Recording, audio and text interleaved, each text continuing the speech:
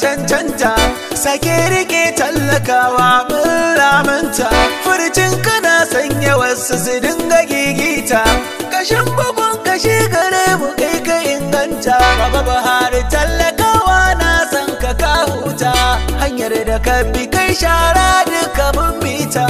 In Allah ya yarda kai ne za ka maimaita, riko da gaskiya mun yi na'am da mulkinka. Me kamar zuwa kowa shi yake aika, ruwa da damuna iska ko sai ana kaka. Mu bar tudu yanzu gangara muke sauka, Baba Buhari dole mu tallata makajarka.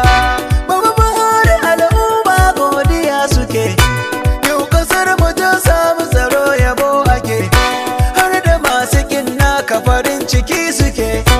Mutu suna faɗin baya a damuwa ake, da zuwan ka mun samu tsaro aiki kake. Tafiyar ka dattije zango ba zan bari ba,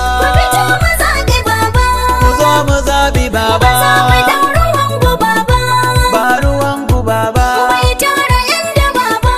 tara yanda baba, baba baya gaba, muna maraba.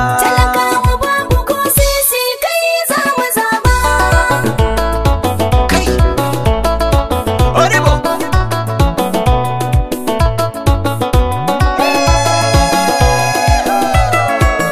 Alaba, yabba,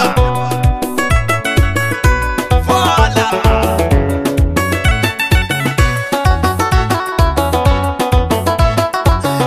Farko na sanya Allah shi ke biyan bukatu, da ɗayin salatin kaga shugaban halittu, da darajarsa ce Adamu zangwanan wadatu.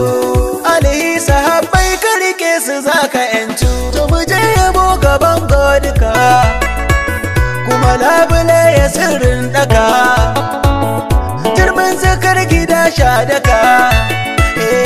Ubangiji ya dafa maka, ka sake yi da san mai duka. Baba da gaske nake son ka, akan ka ba na shakka, na yarda min duka, a zanzar kaunar ka ga aduwa gunka. Allah ta bada kwananka, ya kara masoyanka, ya kauda magautanka. Tunda Allah ya soka, yau mulki na haka, zauna a kujerarka. Tunda Allah ya baka, talakawa na san ka, ni ma na bi ka, masoya na ma na san ka baba.